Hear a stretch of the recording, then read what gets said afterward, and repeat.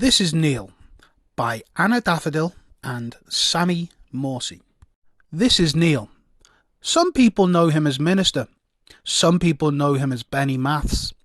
Some people know him for his amazing skills behind the decks. Some people know him for facilitating their music careers. Some people know him because he's just a nice guy. But one thing's for sure, we all know him for having the cleanest trainers we've ever known. We're not absolutely certain that he was ever a baby, but we do know that Neil and school didn't get along so well when he was a kid. So Neil, what was the name of the teacher who couldn't get out of the storeroom because you pushed a brick wall prop in front of the door? University was much better. He made some good friends to get into trouble with and read some riveting books. He learned much from classics such as the dictionary. For reasons unknown to anyone, he became a teacher.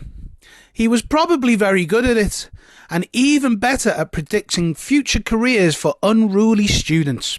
Especially that girl who was taught to ask, "Do you want fries with that?" This isn't a fantasy story, but Neil does have a knack of magically making everyone dance when he throws down some funky beats.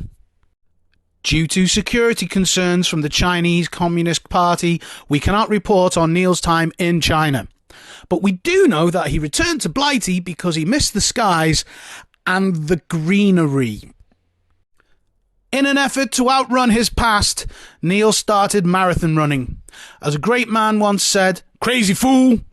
But he did raise good money for good causes and used this as a brilliant excuse to visit Toby Carvery whenever possible.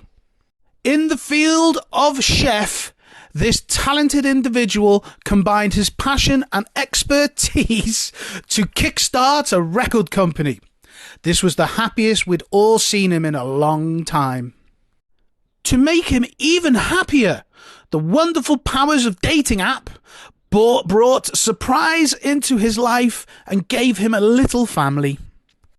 And it didn't take too long for this family to expand with more marvellous surprises. Despite the lack of sleep and expelled bodily fluids that now fill his days and nights, Neil still has time to do lots of clever stuff. And although nobody can pronounce the name of the clever stuff, it's apparently been published so that other clever people can read it too.